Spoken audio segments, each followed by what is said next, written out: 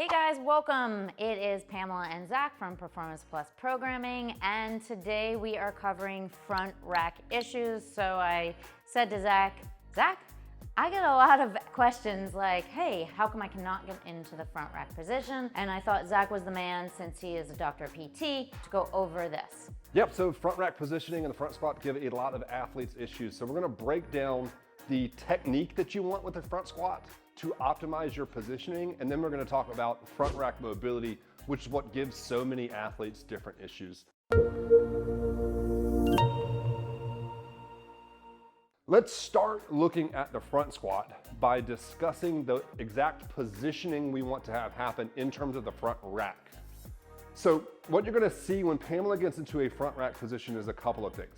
First, that barbell is resting on this nice shelf that she has between her collarbone, her deltoids, and her hands. And we're kind of spreading that load out between all three of those areas. So like she just did, she can also completely get rid of her hands because those deltoids and her collarbone are providing a decent shelf. She's just gonna be stronger if she has her hands on board there. We don't have to have a full grip on the bar, so we can let it roll into our fingers a little bit. If it rolls into your fingers, you just have to be able to do a good job of transitioning out of that position when we do things like a push press, push jerk, split jerk, etc. That shelf also is much improved when that upper arm, our humerus, is parallel to the ground. So that elbow's nice and high, hands just slightly outside of the shoulders, and bar resting across the collarbone and deltoid. That is going to be a really strong and stable shelf on which to move loads with. So that's our starting point there. The next thing that we really have to understand with the front squat is that your positioning and technique during the squat will either make that stay really strong or it's gonna put you in a less optimal position. So what I mean by that is that if an athlete isn't able to keep a really upright torso as they squat down, if they lean forward too much, you're gonna see the elbows drop down. Now, in this position here where Pamela's a little bit more lean forward, the elbows are down, and a lot of times people will think that they have a poor front rack position when they do that. We see how we still have this 90-degree angle of her upper arm relative to her torso. So people will think that they have a poor front rack position, but really this is poor squat mechanics for this front squat. Versus that where she sent her knees forward a little bit, got a little bit more upright torso, that looks like and actually is a much stronger, stable foundation on which to front squat. So when we front squat, we need to be thinking about a couple things. We're thinking of sitting down more than sitting back. So what I like to kind of imagine is if I put a medicine ball right behind somebody's heels, barely behind it, so that her heels are almost like kissing the edge of the ball, if she sits straight down, where she's pushing her knees forward and her hip comes back, she's gonna sit on the ball. If she stands back up and she only goes knees forward, she's gonna miss the ball to the front. So the cue that you hear all the time though is sit back. If somebody though overemphasizes the sit back cue, that butt's gonna go kind of behind the bar and you're gonna see that torso lean forward. So I really like in the front squat for people to think of sitting straight down. They're gonna end up being in a much better position. It's gonna keep that upper arm closer to parallel to the ground where we're gonna be in a much stronger position. If those elbows get down at all, whether that's from a poor front rack position or from that forward torso lean, that bar is gonna want to roll off of that shelf, or you're gonna have to do basically a really aggressive like bicep curl to just hold the barbell in position. Either way, you're just not gonna be able to lift as much weight as you possibly could there. For some athletes though, their mobility will limit their front squat, for a lot of athletes in fact. And I wanna start by talking about something not at all related to the front rack position, that's ankles. So if some individuals have a stiff ankle and they can't drive their knees forward as they squat down, they'll sit back too far because they can't get knees forward, and that will result in those faults that we just discussed there. So think sit down and think of ankle mobility quite frequently if you struggle with the front rack. Now let's go into the actual front rack itself, which is where so many individuals are gonna have issues. And when we're in the front rack position, we just simulate being in a front rack, we gotta think of a bunch of different joints here. We gotta think of the wrist, and that's where everybody typically blames front rack mobility issues, but I'd say 90% of the time, the wrist gets the pain or the irritation when you have a poor front rack. It's not usually where the problem actually exists, it's just the tissue that's getting beat up. The elbow, the shoulder, and the upper back are really what we need to be looking at from a mobility perspective in the front rack. So let's break those 4 different areas out. We're gonna show you a test for each area, and then we're gonna share with you one of our favorite mobility drills for each of those. So let's start with the wrist. So Pamela's gonna get down on her hands and knees, and this one's gonna be the easiest test here. So her hands are flat on the ground, and she's simply gonna rock forward, and we're just looking for, can she keep the heel of her hand down on the ground and get her forearm to where it's vertical? If so, we've got a 90-degree wrist extension range of motion, and that's more than enough range to get into a solid front rack position. Some people will be limited there, but again, more often than not, it's something else in the front rack that limits individuals' performance. If you failed that test though, our favorite kind of drill for that is to do this little banded wrist mobilization. So Pamela gets this band as low down in her forearm as she can get it. She's got a little tension on that band, and she's simply gonna rock back and forth. That band's gonna help add a little bit more of a little glide in the joint to help get a little bit more out of your mobility work there. So that's one of our favorite drills to work on wrist extension. The next joint up the chain is gonna be the elbow. So how we're gonna test that is Pamela's gonna get her elbow directly in front of her shoulder. Then she's gonna bend her elbow, and she's gonna try to touch her knuckles to her deltoid.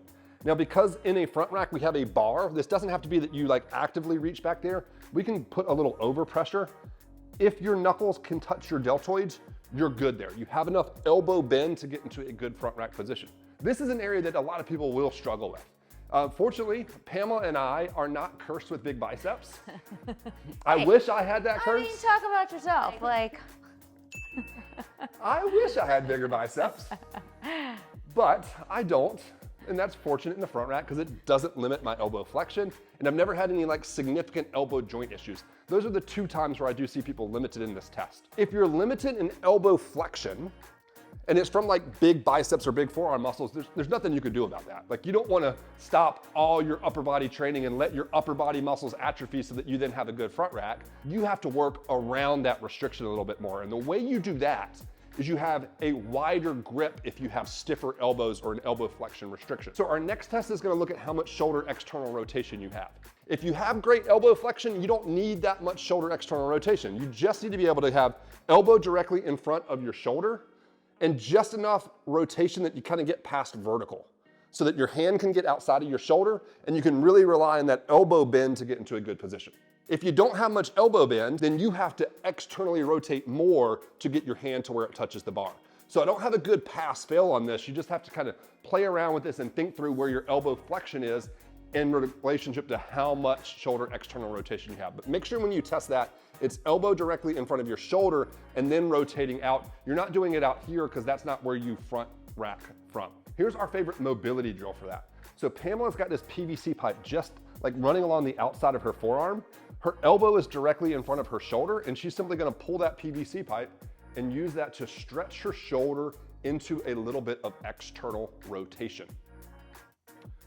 So that's a really good, quick way to work on mobilizing that shoulder external rotation. Then the last piece to the front squat is going to be your upper back mobility. So imagine you don't have good thoracic spine extension. If you're stuck in flexion, that's gonna naturally you into this position right here. So we need to have good extension of the upper back. And so we're gonna test that by looking at what's called thoracic rotation. So typically when we do this, I would have Pamela like up against a wall or up against a box. She's gonna just do it down here on the ground, and I'm gonna stand next to her and pretend like I'm the box. So she's gonna be on her hands and knees. She's gonna sit her butt down on her heels. Her forearms are gonna go together and then right in front of her knees. Yeah, now we're gonna take your left arm, Pamela, and put it behind your low back. If we had a wall here, it would basically prevent Pamela from side bending. It's gonna keep her to where she stays kind of in a straight line here, and she's just gonna think of rotating. So she's turning her head to the left, rotating her entire spine without side bending, because again, the wall would block her from that. If I looked at her from the front, we would see that she rotates up about 50 degrees, and we would actually test this on both sides. There's not a good way to isolate looking at thoracic spine extension range of motion, so we look at thoracic spine rotation both ways as our test. If you're limited on either of those, then some thoracic spine, some upper back mobility work will help your front rack out quite a bit. The way we like to work on your upper back thoracic spine extension is foam roller thoracic extensions. So Pamela's gonna lay with this foam roller perpendicular to her spine. Yeah. Her hands are gonna go behind her head, and she's gonna simply think of arching her back over the foam roller. And she's just gonna do reps back and forth. She'll hit multiple different areas. One really important thing that gets messed up with this all the time is athletes that don't kind of keep their core a little bit engaged. So a lot of times when I'm doing this with an athlete, I'll put my fingers on their lower ribs to kind of cue them to keep their abs engaged, because what I don't want it to be is their entire low back extending. I want the low back to stay locked in place and the upper back to be what extends over the foam roller. So that little bit of abdominal engagement will get you a lot more out of this upper back mobility work. So another cue besides the fingers pointing on somebody's lower ribs is to say, imagine you have like a 2-year-old that was in the gym while you're doing this, and this is a 2-year-old that likes to come in and slap you in the stomach. Not enough that it's gonna really hurt you, but you don't wanna get smacked in the stomach very hard. Just that little bit of engagement you'd have if that 2-year-old smacked you in the stomach is enough to lock in your low back so you get a better mobility stretch out of that. So that's thoracic spine extension mobility, but it's also important to note that with the front rack, a lot of people lack upper back strength that's going to limit their front squat. The back squat is typically a little bit more limited by your leg strength. The front squat, because that bar is out in front of your body, it puts you at a bit of a disadvantage in terms of your spine strength. And so a lot of times if athletes are lacking a little bit of strength in their upper back, as they come up out of the bottom, you'll see them round as they stand up because their upper back spinal extensors aren't strong enough to keep them in a really good position. So you won't see that happen at light loads, but when they get to those really heavy loads or they get really fatigued at the end of a Metcon, then you'll start to see that upper back round a little bit. That's people that lack some thoracic spine strength. This is our favorite drill for that. So Pamela's gonna basically take this medicine ball and she's gonna hug it while she gets down in the bottom of a squat. So she's down in the bottom of a squat, so she's in a good, basically like almost front squat position here, but you can see that she rounds that upper back down. Low back positioning doesn't change, and then she extends her upper back. And that is a brutal exercise to work on that upper back strength if you're limited there at all. If you need to scale that down a little bit, you can sit on the edge of a bench or a box, but I really like doing it in the bottom of a squat. It's gonna be really significantly challenging for a lot of individuals and build some strength. You'll find yourself PRing your front squat or your cleans if you work on that drill for a couple weeks and build up that upper back strength. What I like also about that is, because I have that issue, and I think it's me more being mindful of like firing the right muscles, and that really, really makes you concentrate on those muscles. Yeah, so that drill is one that like for you would be a great warm-up drill. Yeah. When you know front squats are showing up that day, let's get that in there. It'll work your upper back mobility a little bit. It'll warm those muscles up and it'll just help remind you to keep those elbows high and in a better upper back position throughout the entire front squat. That's your front squat technique. Just thinking about positioning more and being more mindful of sitting down and ankle mobility, I think is the first big step. And then if you are actually struggling with the front rack itself, don't mess around by trying 100 different drills. Really dial in which of those areas is restricted and holding your front rack back so that you really focus on hammering through that one spot that is limiting your front rack mobility. All right, that's this month's live workshop. Thank you all for attending and watching. As always, please let us know in the comments what you want to see us do next month, because we're happy to do whatever it is that helps you crush your performance goals.